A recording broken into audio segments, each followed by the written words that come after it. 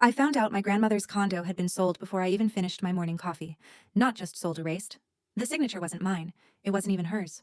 Someone had rehearsed it. Then James told me something worse. Maddie wasn't alone when she rushed the sale. A man was with her. A man she owed money to. And according to the realtor, they changed the locks before the paperwork was even filed. My mother's strange calm suddenly made sense. They'd been planning this since the funeral. I didn't scream. I didn't break. I just went still, cold and quiet. Because what they didn't know was that silence is where I become dangerous. Before I tell you how deep this went, let me know where you're watching from. And hit like and subscribe if you've ever been betrayed by your own family. When this happened to me, nobody believed it at first. Maybe you will.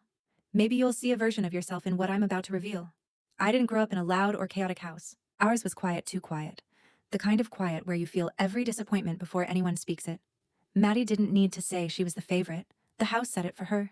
People used to joke that she was my mother's mirror, and they weren't wrong.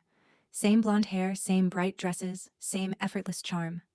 I was the shadow next to her, dark hair, oversized sweaters, always drawing, always observing. The imbalance showed early. I still remember one Florida summer night when I was 7. We were eating spaghetti at the kitchen table, the ceiling fan clicking like a metronome. Mom passed the garlic bread to Maddie first, then told me she only had enough for one growing girl. I wasn't hungry anymore after that. I just learned how to stop reaching. School wasn't much different. When I won an art contest at 12, I rushed to the car with the ribbon still warm in my hand. Mom barely looked up from her phone because Maddie had a cheerleading tryout. The whole ride home was about Maddie's routine and Maddie's coach. My achievement disappeared before the car even left the parking lot. I pressed the ribbon against my leg, pretending it didn't matter. But it did. Christmas made the difference impossible to ignore. Maddie got a camcorder she'd been begging for. I got a sweater 2 sizes too big, still smelling faintly of plastic. I watched her jump into Dad's arms, camera clutched to her chest, while mine was already sliding off my shoulder. That morning stayed with me not because of the gift, but because of the distance. When I was 16, I took a part-time job at a grocery store. The money wasn't much, but it was mine. I saved every check in a white envelope under my mattress. Art supplies, I told myself. Something just for me. One afternoon, Mom found the envelope and said Maddie needed help paying for senior photos. She didn't ask. She just handed my savings to Maddie like it was the natural order of things. Maddie bought a glittery dress and twirled in the living room while everyone clapped. I stood in the doorway, hands cold, throat tight. The only place I ever felt seen was my grandmother's condo in Tampa. Those summers were the closest thing I had to breathing freely. The balcony overlooked the water, and the late afternoon sun always painted the tiles gold. The smell of peach tea drifted through every corner. She'd sit beside me, squeezing my hand gently as she said, "Take up space, darling. Life wasn't made for you to stay small." She meant it. She lived it. And for 1 week every year, so did I. The last summer I spent with her was the clearest of all. We painted seashells, watched storms roll across the bay, and talked about my future in Seattle. "You're stronger than you think," she told me.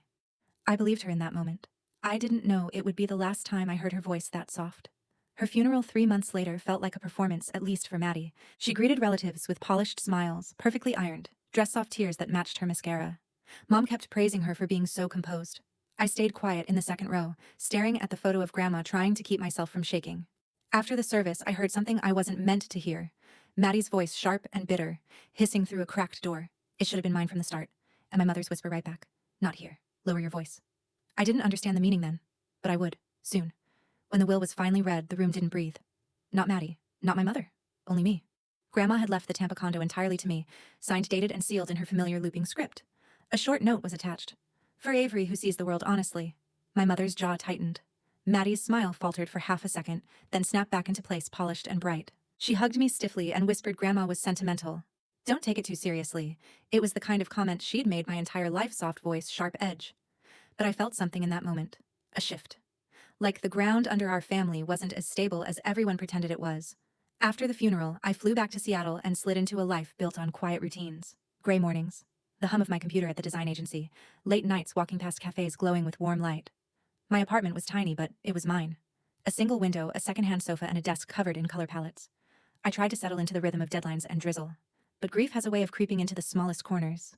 Some nights, the silence inside my apartment grew too heavy, too still. I'd find myself staring at the silver watch Grandma left me years before, the one she always wore on those balcony afternoons. I didn't know it then, but that watch would become the thread pulling everything apart later. The first real sign that something was wrong came 4 months after her passing. Mom called me out of nowhere, voice too bright, too rehearsed. "Maddie's been handling everything, sweetheart. She's so responsible.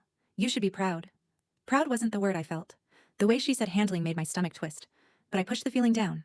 I didn't want another fight about how I overreacted or how Maddie carried the family. Then things shifted in subtle ways. A letter from the Condo Association arrived saying they acknowledged recent changes. I hadn't requested anything. I called Maddie. She didn't answer. I called Mom. She told me not to stress over paperwork. It didn't sit right.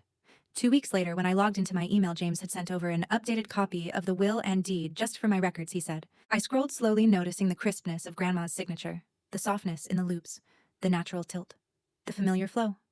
I opened the scanned copy Maddie had forwarded months earlier, the one she'd said was just easier to reference. The signature was almost perfect. Almost. The pressure was heavier, the loops tighter, the bottom stroke pressed too hard, leaving faint shadows on the paper. My skin prickled. Maddie always pressed too hard when she wrote. Even as kids, I told myself it was nothing. Coincidence. A bad scan. But the unease stayed. The final push came from someone I never expected, Ethan. He called me one evening, sounding nervous, almost apologetic. Hey, Avery. Maddie's been acting strange. Bill's disappearing. Calls she won't explain. She keeps saying she has it under control, but I don't know, something's off. I didn't answer right away. My heart felt lodged in my throat. I'm probably overthinking it, he said quickly. Forget I said anything. But I didn't forget. That call cracked open everything I'd been trying to ignore. I didn't know it then, but that conversation with Ethan was the final quiet warning, before everything detonated. The morning everything snapped open didn't feel dramatic at first. Seattle was quiet, the kind of quiet that settles when rain has nowhere left to fall. I was halfway through my coffee when James called. His voice wasn't calm, it wasn't steady, it was tight. Avery, the Tampa condo was sold 2 weeks ago. My hand froze around the mug. Sold by who? You didn't sign anything, he said. And Eleanor's signature on the transfer. It's wrong. Wrong pressure. Wrong tilt. Someone practiced it. I didn't speak. I didn't yell. Silence spread through my apartment like smoke. There's more, James said. The realtor claims you declined involvement and authorized your sister to handle everything. Authorized. Declined. Words I never said. I shut my laptop hard enough to shake the table. I called my mother. Mom, I said, did you know the condo was sold? A pause. Long. Careful. Oh, sweetheart. Maddie handled it. You know you get overwhelmed with legal things. Overwhelmed. Dramatic. Emotional. The old labels thrown like crumbs. It was left to me, I said. Mom exhaled sharply. Avery, don't start. Maddie has always taken care of this family. Don't ruin this for us. For us. Meaning for her and Maddie. I hung up without saying goodbye. James called again that afternoon. I spoke to the realtor, he said. Your sister rushed the sale. Wanted it closed within 72 hours. She paid extra to skip inspections. My stomach tightened. Why so fast, she didn't say, but Phoebe mentioned something strange. Your sister wasn't alone during the signing. A man was with her. Not Ethan. That was enough. I booked a ticket to Florida that night. Tampa air hit hard, warm, humid, smelling like salt and heat. I went straight to Grandma's building. The lobby felt like a ghost of itself. Same beige tiles, same quiet echo, but the warmth she carried was gone. As I stepped into the hallway, an older voice called my name. Avery, well, I'll be. I didn't think I'd ever see you back. Mrs. Halpern, the neighbor who'd lived 2 doors down forever, stood there with her grocery cart. Your sister's been busy, she said, lowering her voice. I heard her arguing with your mother after the funeral. Something about who deserved the condo. My stomach dropped. You're sure I know what I heard? She leaned closer, and a week later she came back with a man. Tall, dark jacket, nervous. They were messing with the lock. My throat tightened. Messing with it, how tools, she said. Not a key. A cold, clean line of adrenaline moved through me. Someone didn't just forge papers, they broke in. I checked into a cheap motel 2 blocks away and spread every document James sent across the bed. Deed transfers, notary stamps, email chains. The fake signature stared back at me, bold and wrong. My phone buzzed. Miami number. Avery? The voice said, shaky. Ethan? What's going on? I asked. He took a breath. Maddie didn't tell me she sold the condo. She told me you signed off. She said you didn't want it. My jaw clenched. She lied, I know, he whispered. And when her accounts were frozen this morning, she fell apart, screaming, blaming you. She said you'd never check because you're too far away. Too naive. Naive. The familiar insult. There's more, he said. The man she met. He's not family. He's someone she owes money to. She paid him with part of the sale. A debt. That explained the rush, the lock, the man. Ethan. I said, why are you telling me this? She lied to me too, he said. And your grandmother didn't deserve what she did. When the call ended, the motel room suddenly felt smaller, the walls pressed in. I needed air. I walked back to the condo building. The hallway was dim, lights flickering. I stopped at Grandma's old door, stared at the lock, and saw it tiny scratches around the frame. Deliberate. Recent. Not an accident. This wasn't a messy theft. This was planned. And whoever helped her didn't want to be seen. That was the moment I understood something clearly. Maddie wasn't desperate yet. But she would be. By the next morning, James already had answers waiting for me. I met him in his office, small, cold, clean, nothing like the chaos inside my chest. He slid a printout across the desk. A burner email, he said.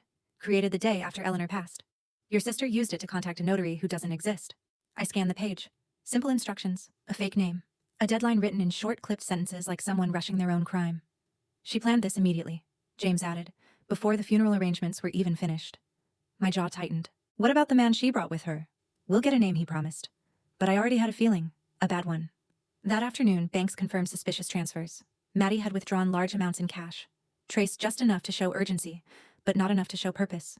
Ethan texted again. She's panicking. She hasn't slept. She smashed a lamp when she saw another freeze notice. The walls around her were closing in, and for the first time she knew she wasn't the one holding the door. By evening, the motel front desk called my room. A woman came by asking for you, the clerk said. Left when we said no. My blood ran cold. Blonde, expensive clothes. Angry face, I asked. That'd be her. I didn't sleep that night. I sat awake, eyes on the door, listening to the hum of the old AC unit. Everything pointed to one truth: Maddie wasn't hiding her panic anymore. She was letting it spill into the world. The next morning, it spilled directly onto my phone. Maddie called 12 times in a row. I ignored everyone until the 13th. When I picked up, her voice cracked like glass. Avery, you need to fix this. I didn't respond. Don't act stupid, she snapped. My accounts are frozen. Ethan left. People are calling. I can't live like this. Fix it. Calmly, I said, you forged everything. Her breathing turned sharp. I handled it. For us. For the family. You broke into the condo, I said. You brought a stranger with you. That's not. You changed the locks before the funeral flowers even wilted. Silence. The first real silence I'd heard from her in years. Then she spat. You were never meant to have that condo. Grandma was confused. I deserved it more. There it was.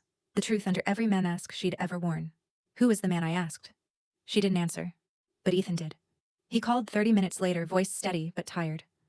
I checked the security footage, he said. She wasn't alone. The guy with her, he's the one she owes money to. And she promised him a cut of the sale. My stomach twisted. How much does she owe? A lot, he said. Enough to make her desperate. A knock suddenly hit my door. Slow, intentional. My breath caught. Avery, Ethan asked. Is someone there? I looked through the peephole. Not Maddie. James. Relief hit so fast my knees almost buckled. I opened the door. He stepped inside, dropped a heavy folder onto the motel table, and said, we found something else. Inside the folder were emails, timestamps, voice memos from Phoebe describing Maddie's frantic rush, and bank confirmations showing money funneled into the stranger's account. But at the bottom, one last document. A photo of a locked metal file box discovered inside the condo when the new buyers complained of a jammed cabinet door. When the maintenance team opened it, James said they found this. He handed me a scanned page. My grandmother's handwriting. A second will, signed later. Clear. Undeniable. For Avery. My light. My legacy. Do not let anyone diminish what is yours. My chest tightened until breathing hurt. James looked me square in the eye. This is enough to end it. And for the first time, I felt the balance shift.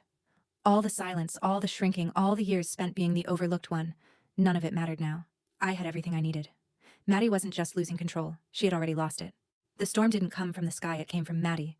She called before sunrise. 21 missed calls before I even reached for my shoes.